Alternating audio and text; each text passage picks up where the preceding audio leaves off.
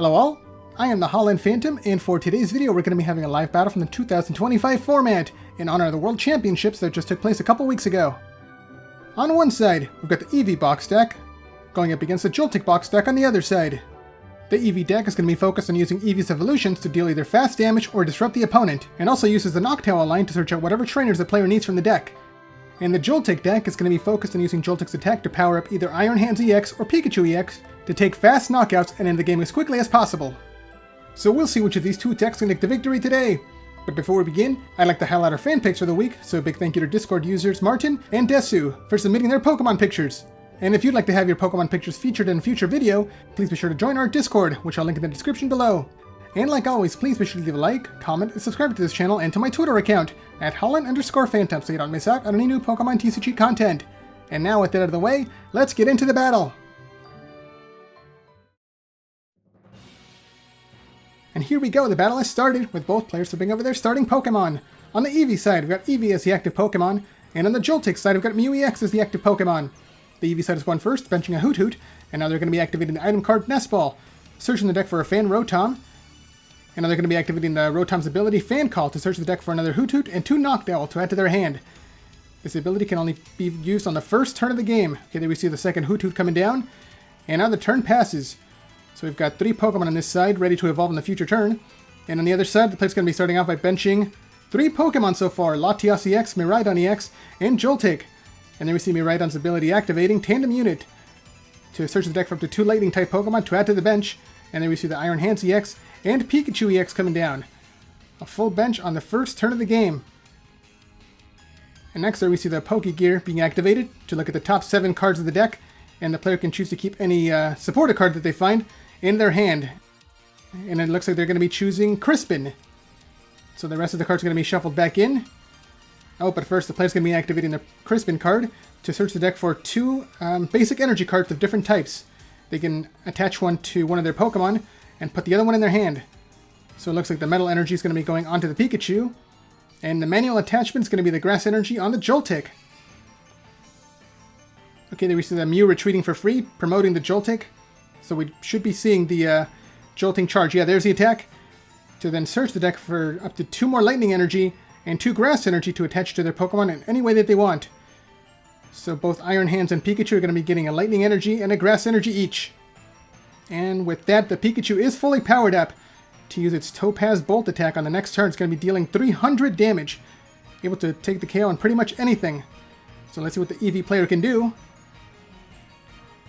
Okay, there we see another Eevee coming down to the bench. It's going to be the EX form, followed by one of the Hoot evolving into Noctowl, activating the ability Jewel Seeker.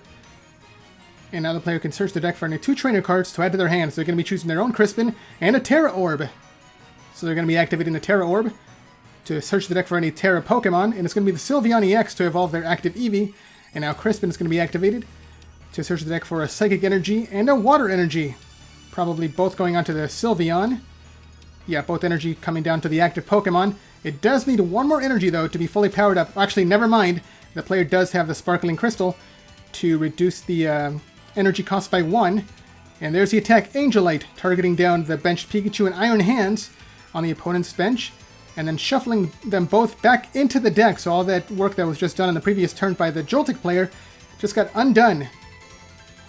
Okay, the Angelite cannot be used 2 turns in a row, so the Joltik player can just do the same move that they did last time. Yeah, there we see the Tandem Unit from the Miraidon, getting the Iron Hands and the Pikachu back out of the deck. There's a manual attachment, another Metal Energy onto the Pikachu. And once again, there's Jolting Charge from the Joltik to get the energy back into play. Yeah, it's going to be the exact same move, so pretty much nothing happened. And now the Eevee player can't use Angelite, like I said, 2 turns in a row, so they have to use another attack. So it is possible that either the Pikachu or the Iron Hands is going to be taking a KO in the following turn. Okay, on the Eevee side there we see the second Hoot evolving into another Noctowl to activate the Jewel Seeker. Jewel Seeker is going to be searching for an Ultra Ball and another Crispin.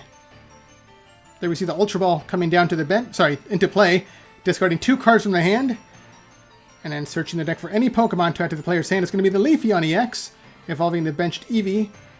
Leafeon has the attack Verdant Storm which deals more damage the more energy cards on the opponent's turn. So there we see Psychic Energy coming down to the Leafeon, and Boss's Orders to bring up the Pikachu EX. Pikachu has the ability called Resolute Heart, so if it's at full HP, it can't be knocked out in a single attack. It's going to be left with 10 HP remaining regardless of how much damage the attack normally does. And there's the magical Charm attack from the Sylveon, hitting for only 160.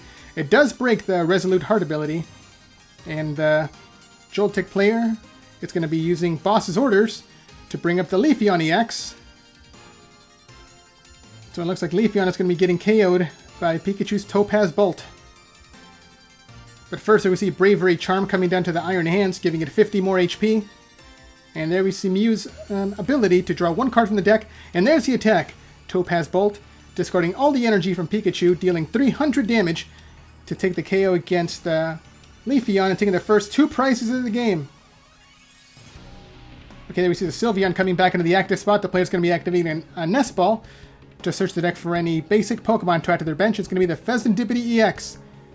To activate the ability Flip the Script, the ability can only be used if the player's Pokemon was knocked out on the previous turn. So there we see Flip the Script, drawing 3 cards, and let's see what else they can do for the turn. Okay, there we see another Pokemon coming down to the bench. It's going to be the Terapagos EX, which gets Lightning Energy, and there's the attack Magical Charm, hitting Pikachu for another 160 damage, taking the KO and taking the first 2 prizes for the Eevee side. Now both players are tied, 4 prizes remaining apiece. On the other side, there we see the Mew coming back into the active spot, followed by another Pokegear. Once again, looking at the top 7 cards of the deck, and then keeping any supporter card that they find. And this time it's going to be Arven, coming into the player's hand. And are they going to be activating it? Okay, not yet. There we see the Tandem Unit from Miraidon again, searching the deck for a second Pikachu. Okay, looks like the Joltik is going to be the attacker again to power up the Pikachu and finish powering up the Iron Hands. Yeah, there we see another Jolting Charge. Grass and Lightning Energy coming down onto both Pikachu and Iron Hands. So Pikachu just needs another Metal Energy, while the Iron Hands is fully powered up. Although with the Sylveon on the other side, the player might just use another Angelite to shuffle both of these Pokemon back into the deck again. So let's see what the Eevee player is going to be doing. Yeah, it's going to be the play. No cards came down, just going straight for the Angelite. Taking the Pikachu and Iron Hands out of play now, as both of them were pretty much powered up and ready to go.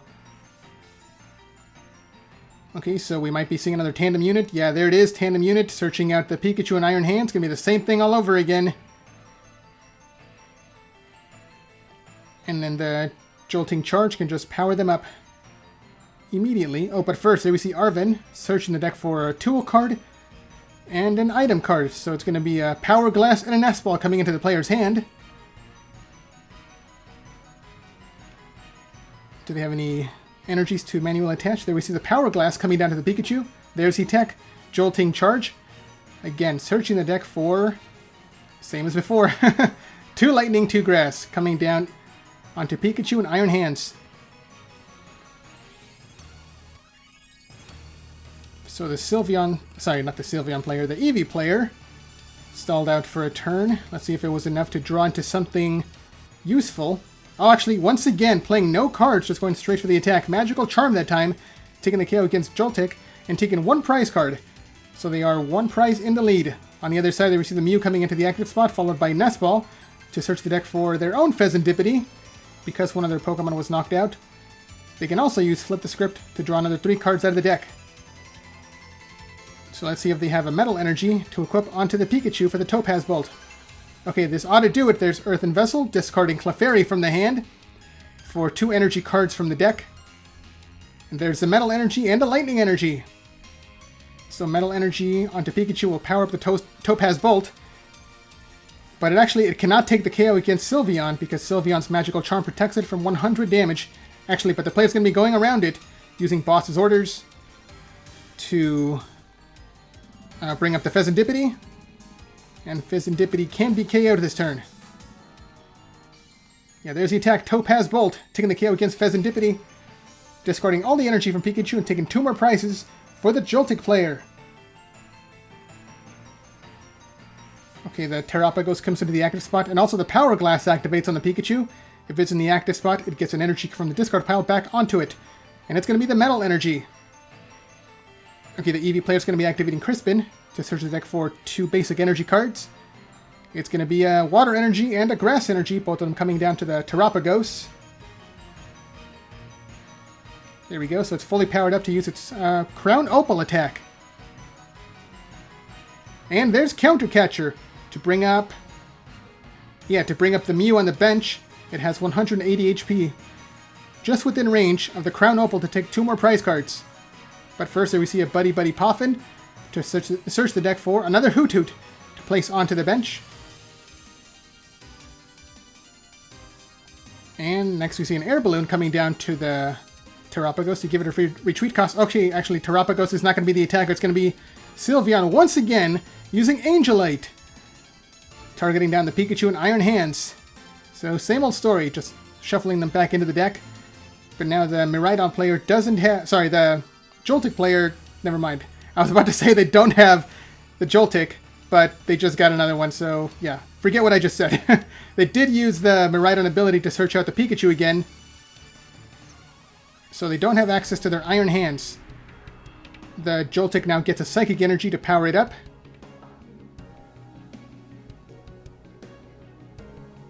And there's the attack. Once again, Jolting Charge. To search the deck for the Grass Energy, Lightning Energy, and actually just 2 energy this time. Both of them coming down onto the Pikachu. It just needs 1 more to be fully powered up. On the other side, there we see another Noctowl coming down, activating Jewel Seeker, searching the deck for 2 more trainer cards. The player's going to be choosing Professor Turo's Scenario, and another Counter Catcher. Okay, they can use the Professor Turo to recycle their Noctowl, or... Well, actually, no, it's going to be the Sylveon. Oh, I see. Okay, yeah, they're getting the Sylveon out of the way, because it does give up 2 prizes if it gets KO'd. So the only 2 prize Pokemon left is going to be the Terapagos. And there's the Counter Catcher to bring up the Mew once again. Terapagos should be able to take the KO with Crown Opal. Yeah, there's the attack, taking the KO against Mew, taking 2 more prizes. The Eevee player's down to just 1 prize remaining, and also, the Crown Opal does protect Terapagos from the damage of all basic Pokemon, except for colorless types, so Pikachu cannot deal any damage to this Terapagos. The Eevee player might have found a way to get around it. Okay, the player's going to be using Ultra Ball, discarding 2 more Ultra Balls for any Pokemon from the deck. Oh, and they got their Blood Moon Ursaluna. Actually, Ursaluna should be able to close out the game. Terapagos can't be hit by anything except for colorless Pokemon, so Ursaluna can't take the KO. Yeah, there's the attack. Blood Moon taking the KO against Terapagos to take the final 2 prize cards. And there's the handshake. Joltik is your winner. So what did you guys think of that battle? Let me know down in the comments below. And be sure to leave a like, subscribe, and share this video to help this channel grow and reach new viewers. Thanks a lot for watching, and until next time, this is the Holland Phantom logging out.